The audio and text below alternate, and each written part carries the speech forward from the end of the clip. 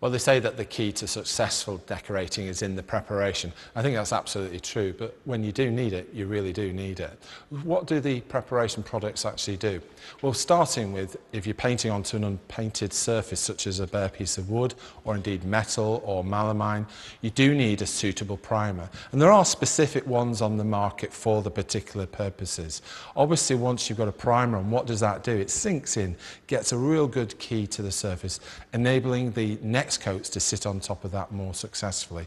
Otherwise, if you just went straight on with a gloss paint, for example, it would eventually start to blister off. So that's what the primer is doing there. It gives you the adhesion.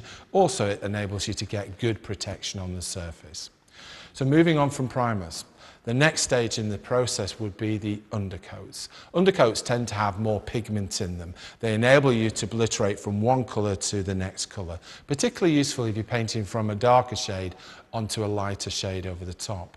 So the undercoat has an ability to give you a film thickness, but it also gives you good opacity or obliterating power.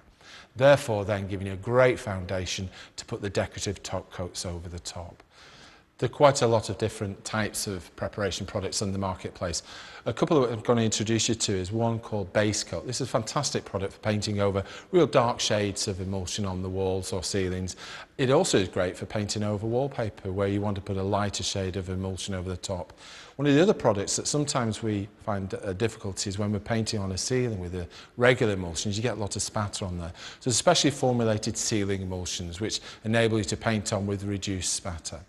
Now, that's the paints. What we do have is information which you can get from the colour guide, and also if you go onto the Crown website, there's lots of information about primers and undercoats and the preparation products. But one thing I would say is just check the pack, make sure it's the ideal product for the surface you're painting on, and it'll give you all the information you need on there.